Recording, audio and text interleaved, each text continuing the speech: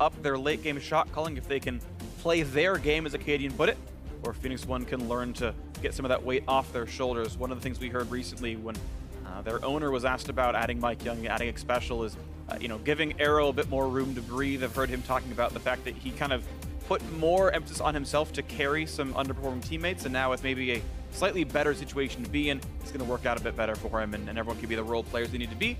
4 bans in so far. Zach and Kennen off the table, banned by Phoenix1. Pretty typical red side bans. And another blue side Akaadian ban. This is one thing we saw before as well, as FOX loves to ban Akaadian blue side and then grab Lucian in the second round of the first phase. Yeah, try to make sure that they have something that they can counter with, or have something that's uncounterable. Interesting though, the Rek'Sai is jumping up there as one of those champions. You can see actually a smile on Froggen's face there, because he knows he's getting LeBlanc. He's getting LeBlanc, and so few teams allow him to get this champion. He is happy, and he thinks he can take this game into his own hands. It's going to be fun to watch for Ryu, who had been underperforming somewhat early in this split. Can certainly have some comeback games soon. Galio, highly prized as well, known as a flex top mid and support. And actually, we've started seeing him more in the mid lane as of this patch than anywhere else. So if you're going to play the odds, it's Ryu playing it. Yeah, it's a little harder to counter in the mid lane. You have to kind of go for that mid lane Fiora, which not a lot of people are practiced on, who he was the one who did it. And you can kind of chase around the map, but if he's playing into LeBlanc, then you'll know what that matchup is already, as the Jhin comes through as well for Arrow. I do like Jhin a lot. We were having a discussion briefly backstage where is it because of the buffs, or have people kind of learned the right item build on him? I think it's a mix of both. Certainly the buffs were meaningful. They added several win rate to him, compensating for the fact that Deathfire Touch got nerfed so much it's not really viable on him anymore. That lost him a lot of his damage. And so his Q and his ult do more damage in all cases now, and feels pretty good. Yeah, and I think he's actually quite powerful. Yomu's Ghostblade first item into crit afterwards, so that he has a really smooth power curve of one of those great early game items into having late game. And then when you have all those crits coming out, we saw Cody-san in the previous match have a fantastic performance on it. And so we'll see what Arrow's able to do on a champion that we know he is very well versed in. Oh, absolutely the case here. And meanwhile, Keith has some protection for himself. Shen grabbed up on the table here for FOX. Akaadian bringing out the Lee Sin. They weren't so afraid of MikeYeung to ban away Nidalee, so maybe he'll get his one trick in this game. And oh, he will! Akaadian, the soothsayer. Maybe 5 seconds to go. I think at this point they lock it in, and they are. All right, so Lee Sin and Nidalee on the table. Fun junglers to watch, absolutely. FOX waiting on their entire bot lane. Phoenix1 waiting for a mid-top flex and a support, although Galio still is a flex there a little bit, so it's the most flexible of drafts you can really have in your Phoenix1. Yeah, and talking about the Nidalee for a second here, when I talked to some people who had played against MikeYeung last week, they talked about how he was always picked into winning jungle matchups because they could have picked him Lee Sin very early on, instead opted for the Jhin, etc. But they've also given him bottom lane leashes in all of their games. They have constantly gone and had Xpecial and Arrow start the buff with him, not Raptor Camp, start the buff with him, so he doesn't have a jungle that you can really counter and invade on. So they've kept Mike pretty safe in the draft and the beginning of the game. And to be honest, I'm going to go ahead and take a little leap and say it's probably intentional. Look, he's a rookie, he's coming in, he's just getting acclimated to pro play. Pros are better at invading than in solo queue, generally speaking, and so you give him something a little bit more comfortable and let him get a bit more room. And to be fair, it has worked, as you've been mentioning before. Phoenix1 has had great early game stats so far, and we'll see if that continues against, once again, the kings of early game. FOX are the best team overall statistically in that first 15 minutes. Their problem has been converting it into more. Second phase of bans are done. Top laners off the table from FOX. Even though Zig has been the only Galio player on the team, they're actually banning away top laners. They think it's going somewhere else. It's interesting seeing that they think that that would end up there, because Zig can play things like the Kled into the Shen, which is still a pretty decent matchup. Yep, there it is right there.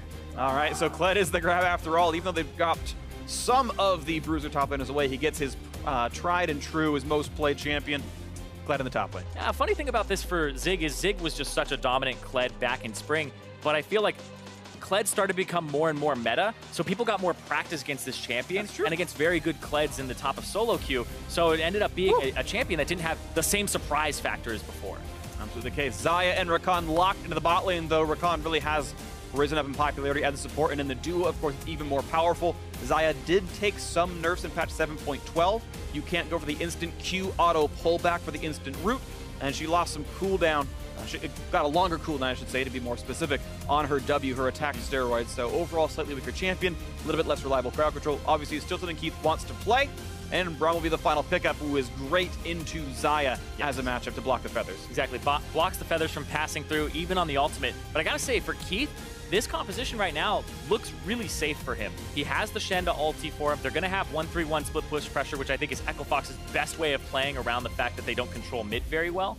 And also, Keith previously had bought things like Phantom Dancer, Death's Dance on the Xayah, has the ultimate. Now he has multiple forms of protection. It'll be very hard to go with a kill Keith strategy as Phoenix1. And the nice thing about playing Xayah into this enemy composition of Phoenix1 is all the things you want to dive, or you want to dodge, are actually dodgeable by the ultimate. Like a Kennen, you land and you still get stunned by slicing Maelstrom, but a Galio ultimate, a Braum ultimate, things like this are actually dodgeable. It's a one hit and quit. And if you hit the ult, you become untargetable, you're not going to get stunned out. So does fit the lineup pretty well. The only difficulty, again, being the Braum shield does block the feather pass through. As we get ourselves through the end of Champ Select, the coaches go to shake hands. I want to give a quick follow-up on Inero saying he would fist bump me backstage. I missed him last Sunday. I told him I'd see him on Friday. Hopefully after this series, I'll head down and hit fist bump Inero. I owe it to him. He looks a little bit like Justin Timberlake. He does, actually. Yeah, throwing that out there. There you go. I agree. And hopefully he can say bye-bye-bye to Phoenix1 in this series. His Echo Fox hope to get themselves just what they want here, a win, and to get back to the positive side of the standings. Phoenix1, they're hoping this will be the rebirth, and they get their first match win of the split. Lineup's just now on your screen. The crowd ready to go. And remember, if Phoenix1 wins, everyone in the studio gets a fidget spinner. Shout out to that. Game 1 underway. Sell out. What are you doing? No caster bias here. Nah, I don't care who wins. I've already got my Phoenix1 fidget spinner. They handed those out last week, regardless of the wins. It's all about this match here. Game 1. And again, I can't say it enough. I really do. Like, we had the story meeting after our matches last week when we heard about all the players coming in. And I was like, I actually really want to believe in Phoenix1 right now. I think this team has gotten so much better, right? They took some teams that were tied for first place to 3 games. They had goal leads against them. Phoenix1, I think, can really be a legitimate playoff team at this point now. And just in time as well. We're here in week 3. In 3 weeks' time, they're going to be playing in Berlin for Rift Rivals right now. And if Phoenix1 can shape up in these next 3 weeks, represent North America, get some wins in the win column, make it off to the playoff run, they can even go to Worlds off of championship points and whatnot. Exactly. Even if they make it into 7th or 8th place, they'll still maintain their championship points and have the ability to go through the gauntlet. But I feel like that's pretty far removed because right now Phoenix1 still have that opportunity to climb back up the standings. And they showed that they have it in them last week. They just need to convert some wins. But that's the same story for Echo Fox. Echo Fox, since the inception of this team, have not made playoffs. So they've missed out 3 splits in a row. This is their 4th split as an organization here in the LCS. And fans are waiting for them to just show up. Last split, it was like, hey, early game leads. First Blood King, let's go. This split, early game leads. Now, they're trying to push that even further, but there's so many teams in the running right now, and you can't let Phoenix1 take a win off you if you have playoff hopes and let them surge back up. Yeah, that's going to hurt you a lot here because you're running out of the first round robin pretty quickly. Nice heavy leash of Echo Fox, and wow, that is a significant leash for the Akaadian. Lee Sin is not the easiest Raptor taker, but with that much of a leash from Xayah and Rakan, shouldn't be too bad for him. Going to kill the last of the small Raptors, get level 2, and continue on his merry way. MikeYeung, though, heavy leash from his bot lane on the buff, just like in the previous series. And he's going to be on a very similar train right now. Yeah, make sure that he's off to a good start. No real counter that can come through to that. And he ends up quite powerful and accelerated in his jungle clear. But the fact that Echo Fox gave such a hard leash to Akaadian, they missed out on 3 creeps of experience. Oh, gosh. They missed out on a lot here. Keith has no XP from the melee waves. That's actually terrible. That is so much lost out right there. I'm not sure what caused him to lose that much time, but again, if it's a bet that says if Akaadian can get a gank off, you succeed, but it hurts their bot lane so much. And it was one of the differences here. Okay, and he's on a ward. I wasn't sure if he was trying to go for the blue buff or what was going on there, but regardless, the bottom lane's going to hit level 2, and they're going to push up very heavily. And this is one of the reasons that people stopped starting buffs in professional play and started doing Raptors. It's a great camp in the first place, but oh wait, actually, Akaadian's trying to invade here level 3 because he has an EXP Quinn. Too slow. Yeah. It's already too late. MikeYeung got the first camp. Akaadian will not find a rev up because wait a second, that's gone. He sees the Raptors over there. MikeYeung does the same thing. Quick trinket ward to run away. Watch out for the cube, but he's still got things to path block. And that one Secret Service Raptor may have saved his life. Akaadian may have pulled the Q across. Yeah. For the dive under the turret. So what Akaadian did is he's actually running an experience Quint, which allows him to do 2 camps, Raptors Red, and then a Scuttle Crab, and then that gets him level 3 instead of having to do 3 camps. And then he goes for the invade afterwards, trying to exploit MikeYeung, who, of course, got a leash on his bottom side that was very heavy. They had to kind of account for that because we knew about it. So Akaadian trying to punish the rookie with a more aggressive route. That's happening right now. Ooh, unlucky for him. The little Krugs lead, so MikeYeung's actually a little faster on this play right now. And Nidalee, by the way, so good at killing Krugs. They have negative magic resist and positive armor. So Lee Sin kind of hates it, Nidalee loves it, and waiting for what's not likely to be a tower dive, but could be a chunk of damage down to this bot side. Ooh, that's a really good chunk of the mid lane right there, and it might be Ryu's first recall now at this one. We can see the farm lead +8 right now for Froggen. It'll be even more, too. He's got some to pick up. And it'll be a TP back as well from Ryu, I would assume. You know what's great? One of our stats guys, Tom Searcross, Optimus Tom, is trying to put together a stat, which is CSD minus Danes. It's for mid laners, because everyone who's not Danish has negative CSD at 10. Everyone loses lane to Froggen, Jensen, and Bjergsen. So he's like, you know, it's only fair if we remove them from the pool and then once again recheck the other 7. So Ryu's holding up to the average. The Danes win the mid lane. Yeah, it's actually overwhelmingly true. Those stats are pretty bonkers. I can't wait to see when they're completely developed, presented. But yeah, Froggen, you know, has a centerpiece for his team as well. Like, I feel like everybody who has a Dane on their team in the mid lane kind of plays around their Dane to some extent, whether it's Bjergsen, even Jensen gets a lot of jungle proximity, gets later game farm, etc. And they're fantastic players in the first place. They absolutely are, and oftentimes they are worthy of that emphasis. We'll see if EpicSkillshot can find more of that worthy damage right here in the mid lane. More chunks coming out from Froggen, and Ryu on his first recall was unable to get any magic resist. He went Corrupting Potion and a Doran's Ring. I imagine he'd love to have a Banshee's Veil and a Null Magic Mantle in there, but not going to happen just yet. We check back on the bot lane. It is that small lead for Phoenix1. Again, this is EpicSkillshot who had missed the first 3 melee minions of the wave in the first place and are treading water otherwise, so seem to do pretty well despite the fact that they gave up some priority to help Akaadian. Even though Akaadian's dive didn't work or his gank didn't work, they're okay in the bot lane.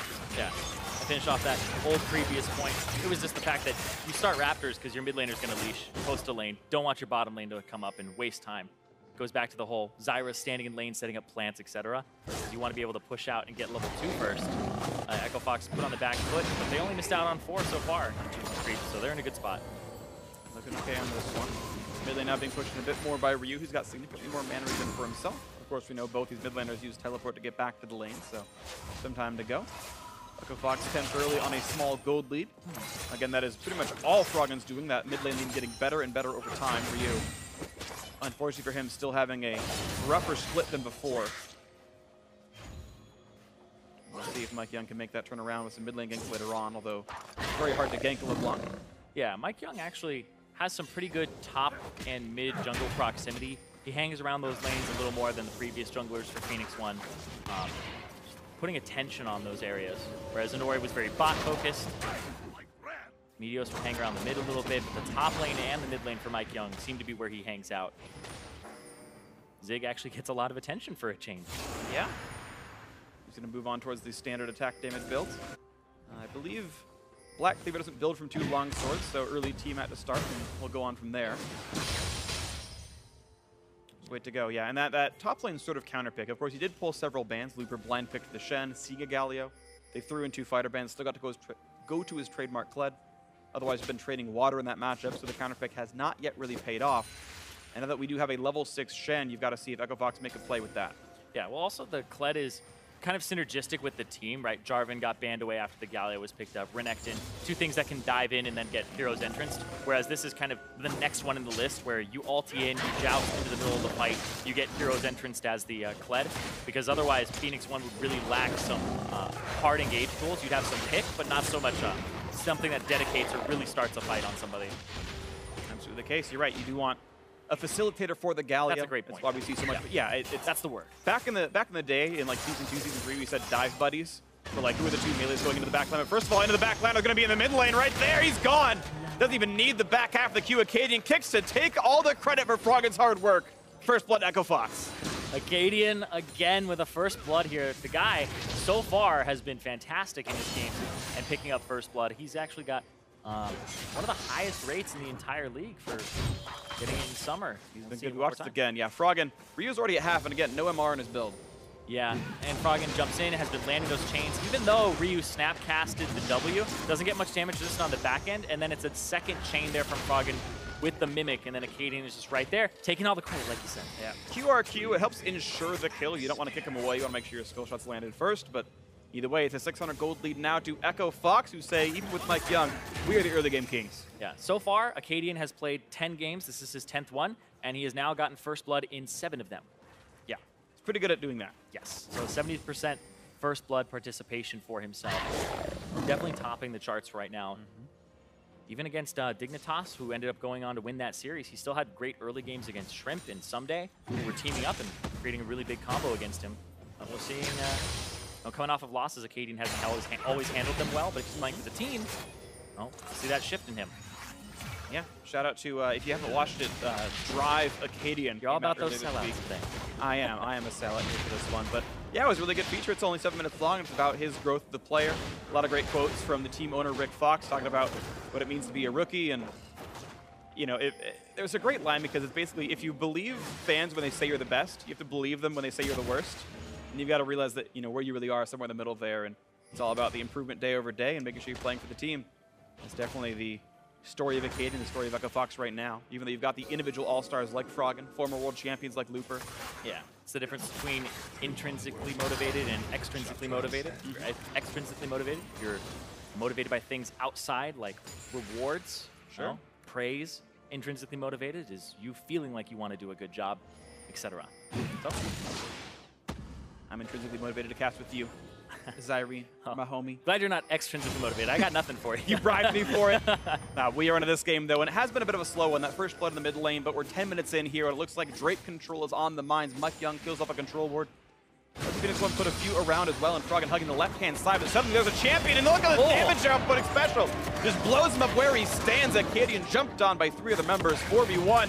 One last snipe on a Froggen kills him, and you wave. Yeah, and that Infernal Drake, they definitely want to pick that up early. And Jhin with Infernal Drake, pretty disgusting. We were seeing Cody-san with 500 AD in the mid-game last match, and that would have given him a BF sword worth of AD. So Arrow's going to start off with that, and that's going to be great for Jhin. Really good start here to Phoenix1, getting that comeback kill in the Drake, certainly worth more than 300 gold in value. We watch that kill in the mid lane again.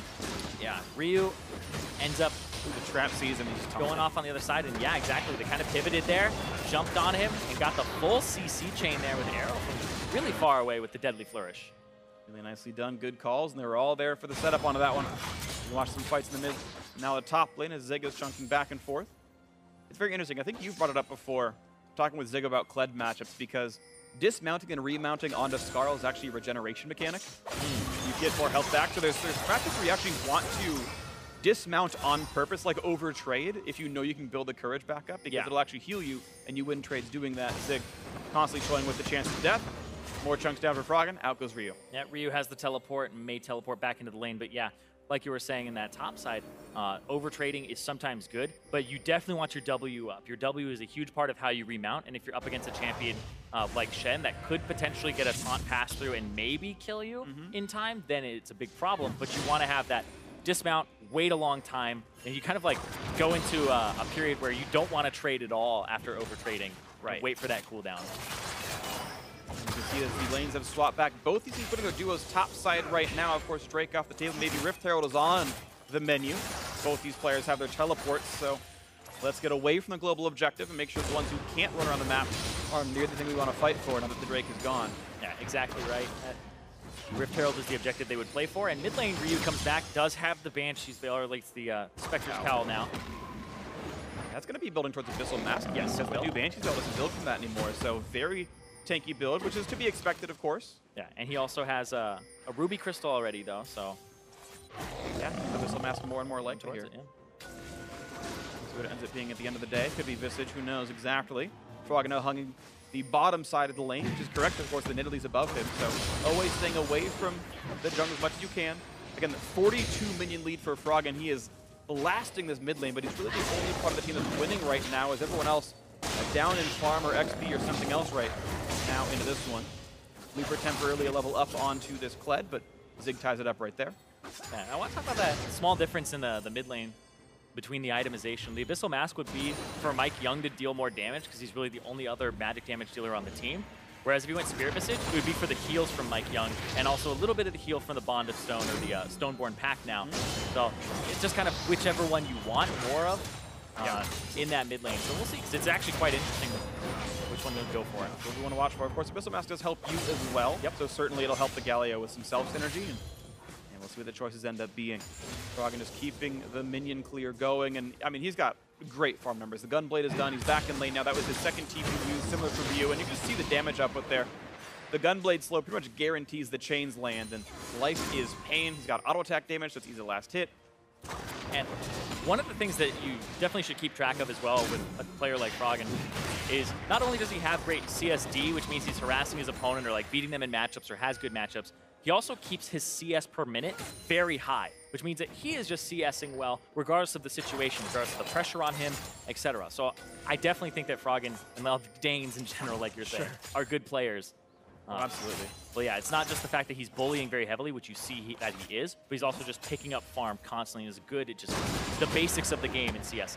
Froggen very much a complete package in the laning phase, and it's been one of the strengths of Echo Fox, both Froggen and the laning phase, but we'll have to see if they can still get more out of this one. Still a very close one in the mid, and we'll wait to see as more comes out of this. They move up over to the LeBlanc player in the mid lane. They first picked it for him. He was happy he got to play the champion. We've seen the payout in the laning phase, just nothing yet in the mid game.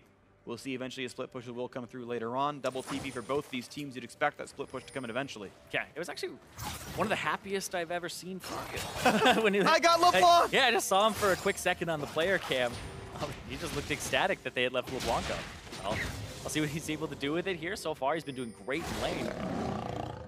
Transitioning that, like you said, the 1-3-1 will typically come in and help Echo Fox with some of their mid-game issues. But MikeYeung supposedly helping Phoenix1 with their mid and early game issues. Gonna go for a gank. He doesn't get anything for it. He walks in to be visible, kind of gives away his location. Of course, he did walk by a ward anyway. I said maybe Akaadian's coming around. He put a couple defensive wards down and then doesn't see too much. You see Froggen, yeah, averaging insane farm numbers. Triple his average.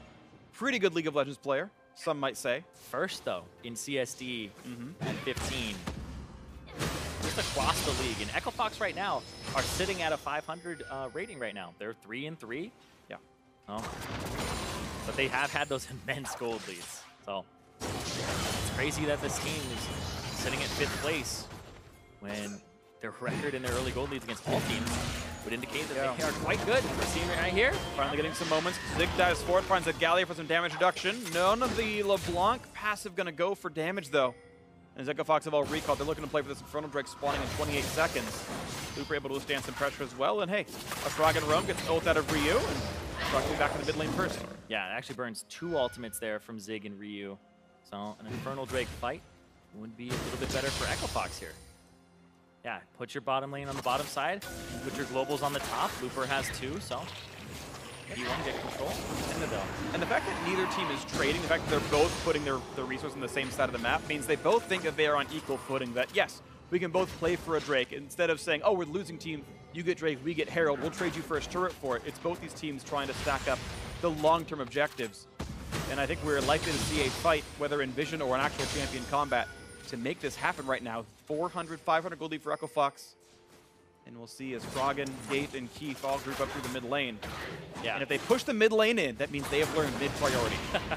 I feel like they would have mid priority here, but it is against the Galio who can take it back quite easily with Winds of War. Well, right now, if you're Phoenix1, you're pretty happy with going for a fight because of the fact that you have some good purchases, like the Infinity Edge versus like the Essence Reaver if you can get the crit with Jhin. You have Black Cleaver on your top laner completed. It is just that mid lane, though. Ryu kind of wants to back spend like the 1,200 gold plus that he has before something happens.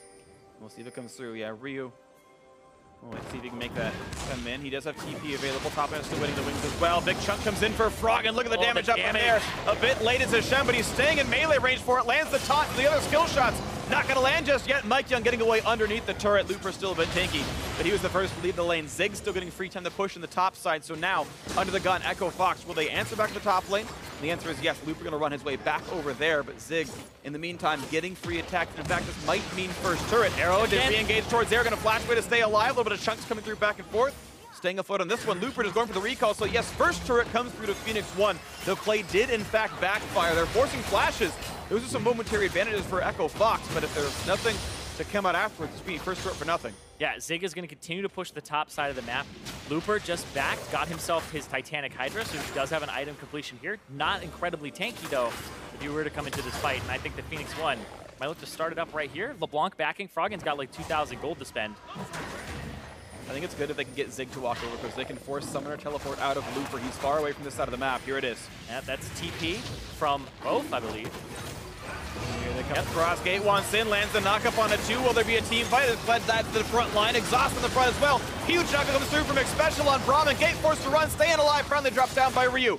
1 for 0 to Phoenix1. Can they get any more out of this one? Zig in the front line. That's to dismount. MikeYeung far away on the wings. Looper running away now, looking for a slow. Keith now in the front, looking for a few more attacks to come in. Kite back, the flash forward. Keith running out of health, and he dives in, and he dives for free. Keith gives it away, and a second one as well as Looper falls. 3 for nothing, and here comes the curtain call. It might be just that. The slow lands, the kill is in. A double kill there for the marksman as Arrow finally gets some signs of life and gets some signs of death for Echo Fox. Not going to jump over the wall. Not going to find a steal on this one just yet. And it's going to be double Infernal right to Phoenix1, plus a 2,500 gold lead. Huge as well. That Jhin with 2 Infernal Drakes is going to be massive. 2-0 and 3 for Arrow after that fight. And look at this Froggen. Actually, it's hard for him to find anything in this fight. He blast cones over as MikeYeung goes the other way. So Froggen is now desperately trying to get on MikeYeung on the top side of the fight. And he is most of the gold for Echo Fox now in terms of advantage. So MikeYeung is kind of just dragging him around, and Echo Fox wastes a lot of their time on their mid laner there. Whereas the main fight, oh, Keith didn't get a great pullback on the Blade Collar, and P1 were really just holding their own there with Xpecial using a great Glacial Fissure, and Looper jumped in as well, trying to go for a taunt flash, but not quite. It might have been they thought there was a route to be had, and he might have went for the Q auto E or something. I'm not sure what, but now a rush bear on 20 minutes into this one. This is how you down get a lot of gold, in. but there's not the enemy team just yet. Blue trinket used. They know it's coming in. They're not going to kill the it. Wings. Froggen's looking for a pick here off on the side. Yeah, maybe finding MikeYeung, but yeah, there's no way it's going to go down. Good. Oh, he's found Arrow. Phoenix1, can he kill him though is the thing. Here comes Shen, here comes Galio. Globals from across the map, and in he comes for the hero's entrance. Captain Flowers would be pleased as Arrow runs away for this one, and Froggen gonna drop. And the second kill gonna come through as well. Looper gonna lose his life. There's no way about it. Zig? Just gonna take a few more seconds. Zig will trade back, but a double kill in for MikeYeung, the de facto rookie of the split. Well, we talked about how Arrow was getting more protection from his team with the Braum, but throw in a Galio on top of it, and he's looking golden there. Had the LeBlanc jump on him, it was the highest CS in the game, and Froggen wasn't able to take him down. Wasn't able to do it. The tank stats were there. Well done to Phoenix1, thwarting the Baron attempt and thwarting the dive afterwards, and now it's the back foot for Echo Fox, hoping to make a comeback here in this. Yeah, that was a desperation play to try and get at least a pick or look for something in terms of the Baron, but weren't able to get either of them. Yeah. Actually get the play reversed on them here. And Arrow walks up where Froggen is, throws a trap in, sees him, and now starts playing for it. The knockup comes through, hits Froggen, doesn't hit Looper. Looper taunts through, and then Ryu actually gets a Justice Punch onto Froggen, followed by a taunt, Shield of Duran, immediately afterwards. So Froggen got locked up there by the knockup again from the Justice Punch, and then the taunt afterwards, so he couldn't deal much damage to Arrow in that fight. Just Zig holding off the other 3. He did lose his life for it, but worth it when you win a team fight, of course. 4,000 gold lead now. Phoenix1 hoping to clear off the minion waves. Looks like it's actually going to be just, I can't tell if he's going Titanic Hydra into a Death Stance or something, or if he's going Ravenous Hydra and going further. Zig, I'm speaking about, by the way. Yeah. Has components of both, and I'm not sure which one he wants more. I'm guessing Titanic into Lifesteal, but who knows just yet. I'm unsure either. Otherwise, it's Ravenous into, like, a Visage, which actually is not terrible either, so. Yeah, but I also feel like Gargoyle Stoneblade is such a good item on Kled, because you can pop it right before you dismount, and it gives you way more time to actually remount. Absolutely the case, but we'll see what comes through into this one. Looper's finished his first damage at him. Titanic Hydra. Pretty much mandatory on Shen to get wave clear, with Sunfire Cape receiving pretty big nerf in the mid-season. We don't see that item much anymore. Yeah, you almost never see it at all. People are going for, like, Iceborne Gauntlet if they're a mage, or one of those mage top laners, like Galio or Gragas. Yeah. But yeah, you can see Phoenix1 just grabbing a hold of this game with a 4,000 gold lead and 2 Infernal Drakes. It's going to be a third one coming up, too. That'll be huge as well. I also noticed that Arrow did not go for the Youmuu's Ghostblade, went straight for the Infinity Edge and the Crypt build here. Yeah, it's better overall damage if you don't care about some of the early damage. Theoretically, you get more crit online sooner. I do like the Youmuu's build myself. And there is a time and place for this, though. It's all just kind of number crunching and target selection regardless. Yeah, and the Youmuu's Ghostblade is a decent amount of it is for mobility, too, for the active. But when you have a gigantic Galio jumping in to give you damage reduction, and you also have the Braum jumping in front of you and giving you some as well, then it may not be as big of a deal because they're going to get on you with the LeBlanc. Just the question of can you survive or not. So I can understand why he's going for more damage immediately or overall, like you said. High Edge Burst definitely can be its own great item because, of course, your fourth shot from your auto attack passives as well as from your ultimate will respect crit damage. And because you get free crits, it's really nice in some of the cases. And we're going to move on to look at some more of these choices here into this game. It's going to be, gate rushing for a Talisman of Ascension in this one. Also, the new updated locket coming through for Xpecial, which scales off of bonus health purchases. Generally speaking, it's going to be weaker on a tank support. Yep, unless you get Stone Plate. I forget the exact numbers, but basically it's going to be weaker until he gets more items into this one. Almost all cases.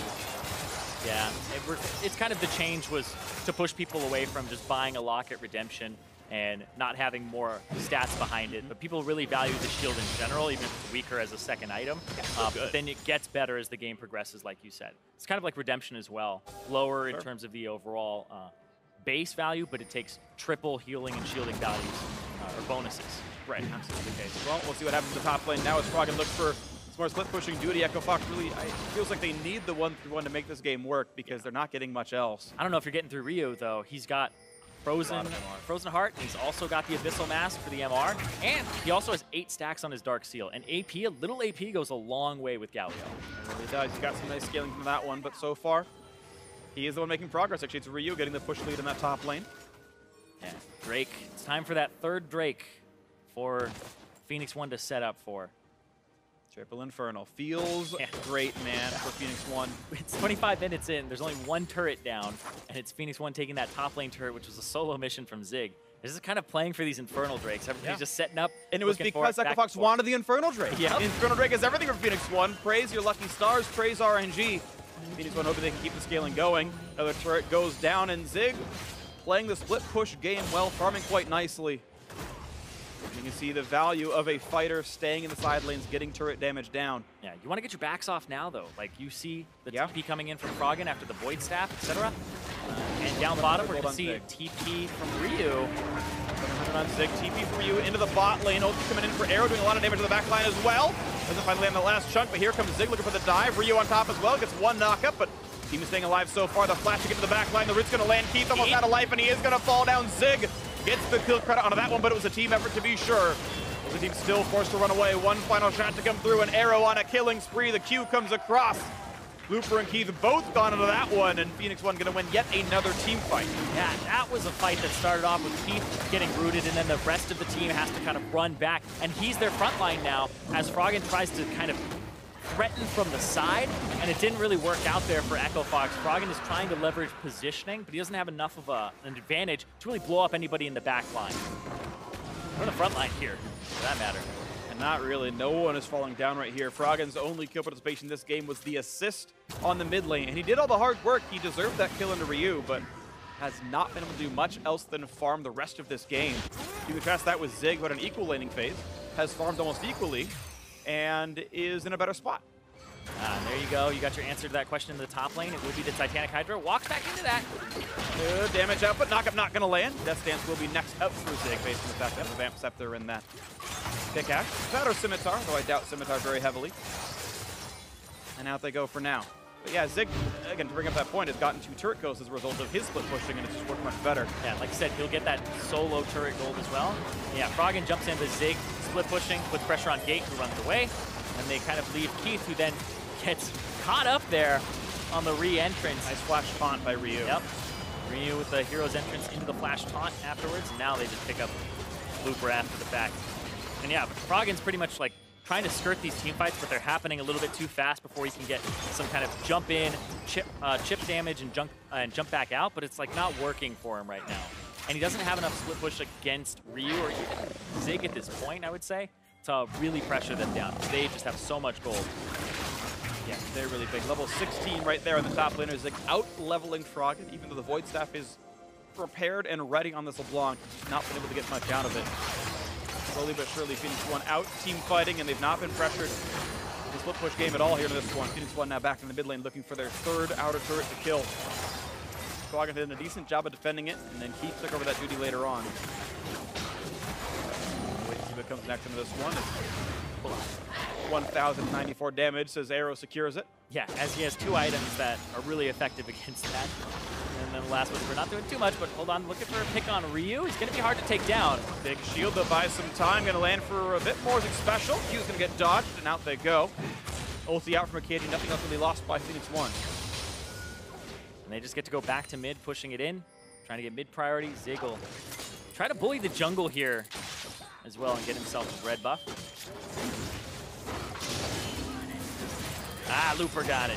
Red over to Looper, helping with the fight. Meanwhile, a battle in the mid lane.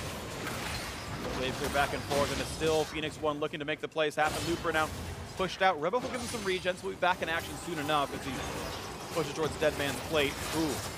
Ryu used his hunt, so he won't have it.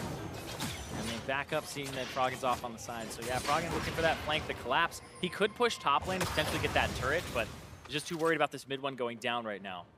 Yeah, right now it's all about defense. Phoenix1, though, still slow and steady, are winning this race right now. That mid lane likely to fall pretty soon. It's one wave away from dropping. Arrow's got plenty of damage. We'll see if he saves the crit for a little bit of action. Not hitting the minions. Turret's going to fall, and one more shot. Minions doing a little bit of work, and it burns down. Did not see local gold go over. Xpecial was the closest one, and that was still plus 100 for him. So a loss of 350, but the gain of the outer turret still nice. This gold lead, 7,000 for Phoenix1. Yeah, it's not always about the gold at this point in the game for the turret. It's more about the fact that it's down, you get to put your ward lines up and have that pressure. All right, Froggen wants this one top. That turret's low. He's got it. It goes down. Local gold over to him as well, so that's a nice little chunk. And you can see that the Void Staff second item is helping him out against Ryu, allowing him to at least chunk him out and deal some damage against that beefy tank. We'll just farm it up. 199 farm on him. True to Nidalee's style. Get all the gold, level up to 16. Doing nicely for himself. Is a decent threat. Has the Void Staff and the Rod of Ages, so a pretty decent team fighting build to have some durability. See what else can come through. But Phoenix1 really just kind of snowballing off of a couple of team fights in a row, and Echo Fox have really yet to challenge them. Yeah, it's going to be hard for Echo Fox to really kill anybody on Phoenix1 as well. The more I'm looking at it, the locket coming through from Xpecial, it's not that powerful, but even if Froggen wants to get a kill, he's got to go through a QSS of Arrow, which will give him MR, Xpecial giving him a shield, the damage reduction from Ryu, and Ryu also buying a lot of tank stats for himself. Then there's also the Zhonya's Hourglass and then the Death Stance. So it's going to be very difficult to actually kill members of Phoenix1 here as Echo Fox. Absolutely agree. We'll see if it can come through. Froggen wants to jump the wall, does get away. Xpecial look for the slow, and they just keep trading wave clear back and forth and back and forth. 5 control wards in the inventory of Phoenix1, and it all dots the right side of the screen down there. Ready to play for the next objective, which is likely to be the Baron Nashor. Now that Cloud Drake's up in the field, they've got nothing else to play for on the bottom side. No one likes those. For the top lane, Froggen forced to kite away from Ryu, but still chunked on half HP, and not a lot of targets to lifesteal off of right now. He's like looking for the flank, though. Maybe it's here in the mid lane. Keith at half HP. Setting up for Baron here for Phoenix1. There they go, they started up. Zig now in the mid lane, just kind of holding off. They do see it, though. Scrying orb that's killed. Far side orb is killed very quickly. The next attempt. Here's the dive for. They get the knockup, but nice. QSS flash. Arrow gets away from it. Now here comes the engage. Not gonna have much of a root, but a big chunk of damage out from the Galio. In the front line they go, and they picked off one. A rampage from MikeYeung. As he picks off Looper, the chase continues. They look for one more in the back line, but no kill to be had. Just the one for 0. Looper never the chance to flash out or pop his ult for a shield on someone else. Looper having a pretty bad game. 0-4-0 into this one. Once again, back to Baron Nashor. Phoenix1 goes, this time without a Shen to stop them. Yep. 9,000 HP on it. Akaadian looking for a steal. He's over the wall. They don't see him. He'll check it. They make this play happen. Akaadian does have Smite, a root on a special. Good damage. Gate, nice. Double taunt in, and Keith is gone right away. Arrow gets the crit. The rampage is in a trade kill. Those Xpecial loses his life. And Baron heals back up. Froggen kiting away from Arrow, but he's got to be careful. The chase might have still been on. And back they go. He's going to clear off a minion wave. Still 4 versus 3 on the map. Only missing Xpecial. You still say this seems likely to work out well, but Looper is alive in 5 seconds with his ultimate available. Can Akaadian make it in? There's no vision in the pit. He's got to toss the Q at some point. Yeah. And now he's going to make the guess. He has flash. Don't know if they have any wards left. Gate would have to jump in, maybe give him some vision. Here comes TP. They're taking a lot of Baron damage here. He got it! He got it! Akaadian gets the steal, but Galio going to find the slam. They're going to likely get a kill, but first MikeYeung drops off the face of the map. Looper flashes off the wall to stay alive a little bit longer. The respawn's going to come through for Echo Fox. This brought the game a bit closer. Only a 4,000 difference and a Baron Nashor onto, I believe, 4 or 5 of them. What did they need except that Baron steal? Akaadian coming through in the clutch. Yeah, now they have to deal with a 1-3-1 that has Baron buff up in both of the side laners as well. So that's going to be huge here. Akaadian, let's see that one more time. They should stop damage. Yeah, hits the fucking Q. They do start here to stop damage, but they go very slowly. But the TP comes through, and that's the pressure. And they stop. Gate goes in, but they try to burst it. There's a 785 crit in there from Arrow's Jhin. He crit, and it got it in range because they tried to burst it and time it with that smite. But MikeYeung's smite was late, and Akaadian's came in just after the Jhin auto attack. And sometimes you just guessed wrong, and it was well played by Akaadian. They went for the burst even though the Lee Sin Q was on, and they got outplayed, and now you got to fight in the bottom lane. The root's going to be on there, and now Zig forced to run. Skarl's a coward, but Zig's going to die as Kled. Looks like Skarl lives to fight another day. Bot lane turret's going to fall as well, and suddenly the ability to win the game might just be here as the turrets are falling all across the map. Suddenly all 3 outers are gone, and the gold within 600. Froggen's going to have that split push going. Like I said, this is big for Echo Fox. This composition can utilize a Baron like no other. See if they can get a little bit more out of this one. They are still down that triple Infernal Drake. The team fight power likely to reside with Phoenix1 continually throughout this game. But it gets a little bit closer now. Only 1,000 apart. I guess I misspoke earlier when I said to 600. But looking for a little bit more here as this turret's going to fall really quickly. And Echo Fox get closer and closer with this game. Tied in gold, down the Drake, but up that Baron buff, looking for more. Yeah, and they're gonna push for more in both mid and bot side here. Froggen jumped in, but nope. And it forces the Zhonya's though on an almost magic resistless Nidalee. MikeYeung now forced away pretty heavily despite being 4-1-4.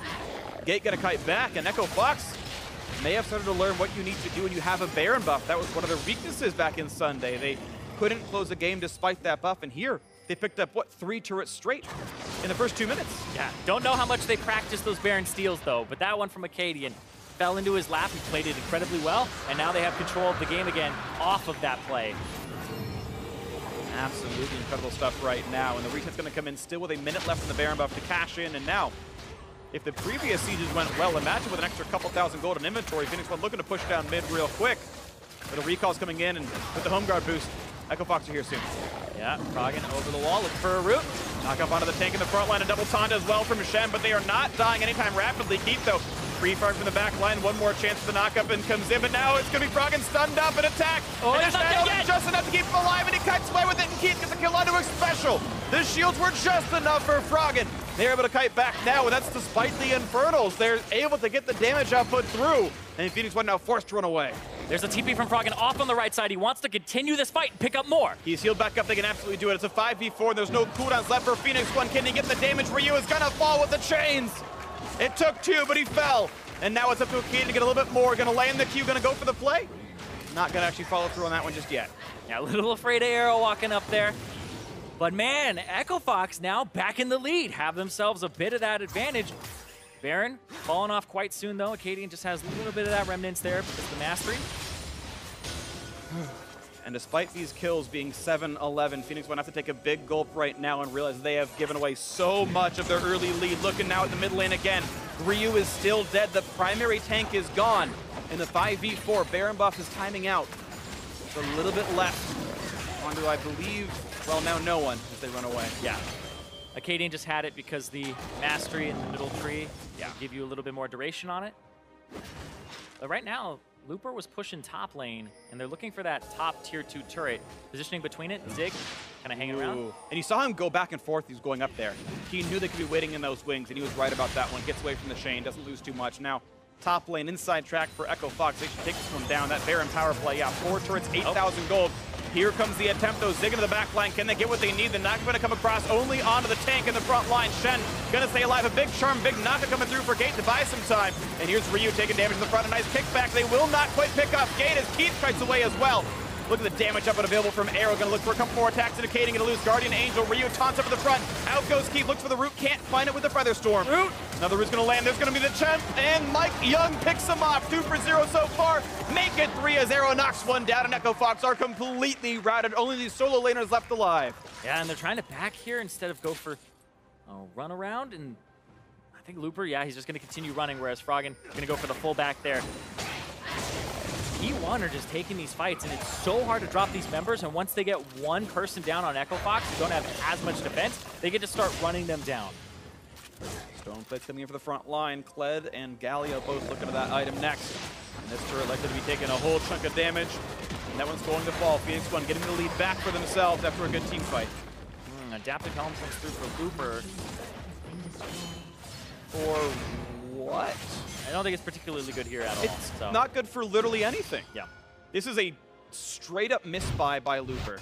Yeah, because it says magic damage. So even if it's an ability, like a W from Kled, it has to be magic damage. Anyway, Ryu gets in here. Gate tries his best to charm everybody up, but Arrow goes for the QSS immediately. And even though Gate has that Zeke's convergence on him, trying to slow everybody around, it's still not enough. They don't have the damage. You can see Akaadian just gets destroyed there. And we're kind of waiting on a little bit more in terms of damage output to take Ryu out, or maybe somebody in that front line from Echo Fox. But that just may not happen. They have two people who are very beefy with, like you said, two Gargoyle Stone Plates coming through quite shortly. And they are completed for both Ryu and Zig. It becomes kind of a nightmare for Fox to try and navigate these fights. You saw the potential damage that Keith could have had. And imagine if Xpecial didn't have that unbreakable shield up and the Featherstorm did even more, this could have been a slightly different fight. Keith certainly has been getting better this split. Yeah. And there's a Zeke's convergence behind him as well, so he is getting bonus damage after Gate uses his ultimate. Yep. So he's throwing out a lot in these fights, and he's staying alive a very long time, as you can see. Yeah. But it's just the issue of they need to get even more off, and they need to have somebody like Froggen have access to that backline. Because he wasn't threatening Arrow for most of that fight, I would say. If at all. No, Arrow's been pretty unthreatened. His front line is way too beefy. He's got basically 4 melee champs in front of him. Yeah, Xpecial. Half duty. Now with the Locket, also the Knight's Vow onto Arrow. It's going to be very hard to kill pretty much anybody on Phoenix1's side.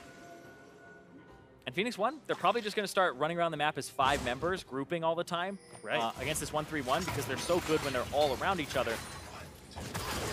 If that's the case, they're on a bit of a timer. Looper pushing down to the bot lane. He doesn't have defensive wards. There are no Echo Fox wards in that eastern jungle to keep Looper safe. He doesn't know if he's getting jumped on or not. He uses Trinket for 1. And now with the blue buff up, he knows there's going to be some threat there on that side of the map. He'll look to chunk that one down. He's going to be safe to do this, actually. Right now, Phoenix1 not looking to stop that just yet.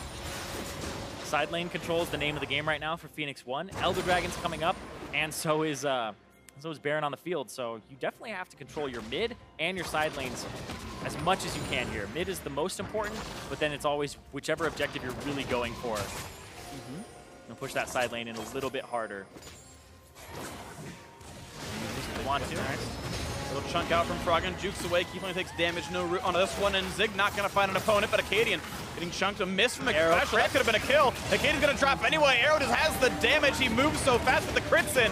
And now the chase back, and they find Froggen. Can they find a kill? The crits coming in, and Keith down below 1,000 HP, but with Akaadian missing, there is no smite steal to be had. This Baron may very well go to Phoenix1. Yeah, how do you make sure that doesn't happen again? Get the jungler killed. Arrow had so much movement speed, was able to run after him, get that crit.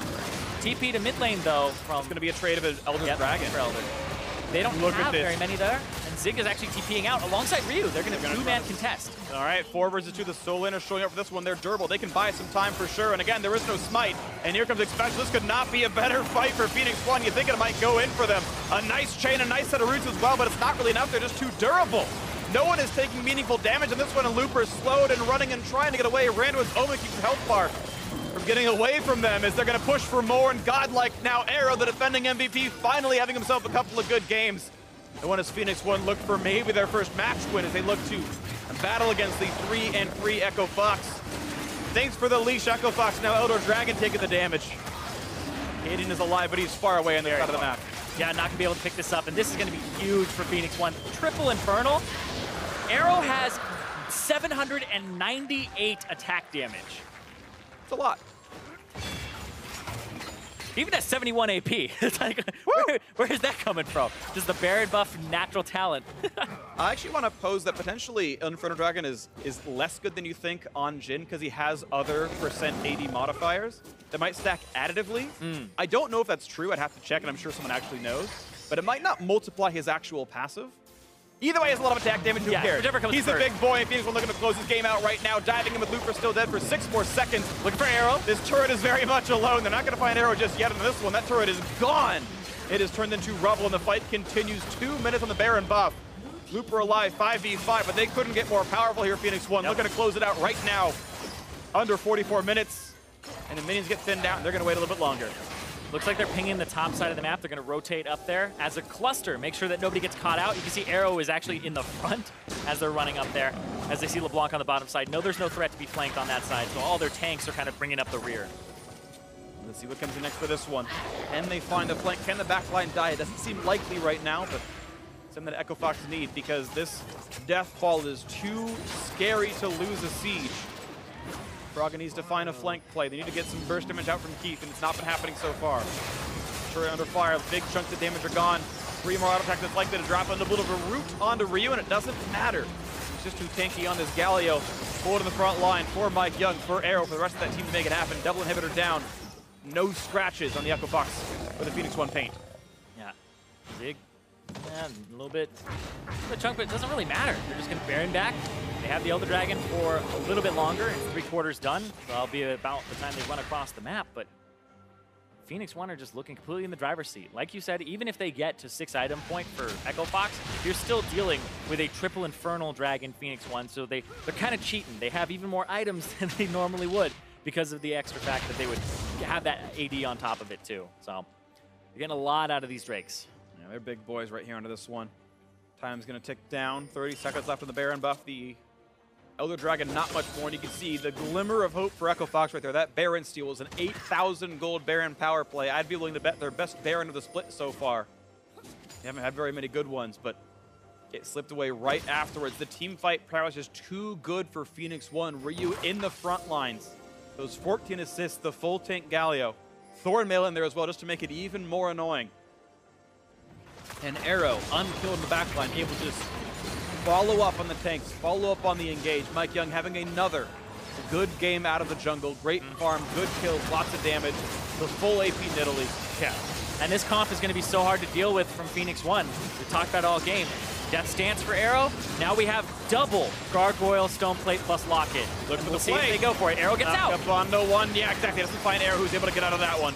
No kills to be had, and that's the major engage tool is gone. The root is in. Keith forced to run away. Zig in the front lines, and he is so much more than just durable. Galio dives in heroically, and he has entered the fight. A 3-man taunt after a flash as well, and Keith forced to run, but Zig is on the chase. Shen might help, and he is going to stay alive a bit longer. But it's not going to keep his teammates alive for much as Looper's forced to run the knockup for Ryu. The damage up, but not quite there as Looper stays alive, but it's still a 4v4. The crit is 966 damage. The fight comes through for the shutdown. His 9th kill of the game. All of half of them are onto Arrow, and in fact, no kills have come from Phoenix1 that were not touched by Arrow in some way. He has signaled death for FOX in game 1 as the Nexus falls, and Phoenix1 may find themselves their first match win. After bringing in Xpecial and MikeYeung, this team definitely looks a lot better in that early and mid-game. And that draft was just really dirty. The way that they were flexing the Galio around, and then they picked up the Jhin for Arrow and said, hey, it's back in the meta. We know you have a really good Jhin. And it paid off. This might be the formula for them. MikeYeung is a jungler that they're able to protect in the early game, doesn't fall prey to invades. They gave him the leash. The bottom lane didn't actually lose anything for it, but on the other side, FOX lost off of that little cheese they tried at the very beginning with the experienced Quint and also the leash. Yeah, he got a couple of small raptors out of the attempted invade. Yeah. MikeYeung actually just too fast in his jungle clear. Because it could have been a kill. It could have been a first blood if MikeYeung had played it differently and played too far up to the top side of it and looked like he was going to route from his red to Krugs instead of red to Raptors. Yeah, not the way it went, though. It was a nice game out of Phoenix1. They took the win, so now we're going to throw it over to our analysts to get their thoughts on that Phoenix1 win. Thank you very much, Phreak. Phoenix1 find a victory here in game 1 of the series. Of course, it almost slipped away from there with that Baron steal by Akaadian and the massive 8K gold swing. So not exactly how you'd want the victory to be coming, but the W does fall in the column for Phoenix1. And of course, as you mentioned, the hearts are now pumping. They're fully awake and alive in this series. We'll see if they can return it here in game 2, perhaps a little bit cleaner to snag their first match win of the split. But when it comes to that winless Phoenix1, I want to pull up the statistics we showed going into the matchup here. Weeks 1 and 2 as compared to week 3 when they've picked up MikeYeung and added Xpecial to the roster. And although they didn't get the wins last week, you can even just see here in the goal differential stats that there was marked improvement for this Phoenix1 squad. Yeah, MikeYeung was definitely a very good pickup. It surprised a lot of people, actually. He has a surprising amount of experience and knowledge for someone so young, right? Right. Been playing in Challenger since he was 13. Everybody from Phoenix1 and coming out of that organization has talked about, how vocal this guy is, how important he is in setting up the plays, not only for himself, but for all of his teammates as well. And then the fact that they have also now added Xpecial in one of the most veteran players still playing the game, played it even before the LCS existed in a competitive setting. They've completely retooled, basically, this lineup. Right, and from the outside looking in, it looks like it's made massive changes to the success of the roster already. Now, if we look at Champion Select and the comps that fell around these kind of new players, the Nidalee pick for MikeYeung is something that he's jumped towards a couple times already, and to a degree has found some success in terms of being able to at least keep himself up to speed with the other junglers. Do you feel like Nidalee, though, is somewhat of a crutch in terms of having the option of hard farming and or getting into lanes, that a young player, it's been aiding him in his debuts on the stage? Yeah, Nidalee, to me right now, is a viable jungler, which is definitely something to be said. Right. She's not on the same tier as like Elise and Zach and Lee Sin, but is kind of in that next tier of, okay, it's not, supreme, but she's viable, right? Right. It's not like, oh yeah, we're gonna build our team comp around Nidalee and the spear throwing anymore. I guess maybe that's what I mean. Is let me refine what I'm saying here. Is that it feels like the pick in some way is a crutch for MikeYeung, where he can be supportive,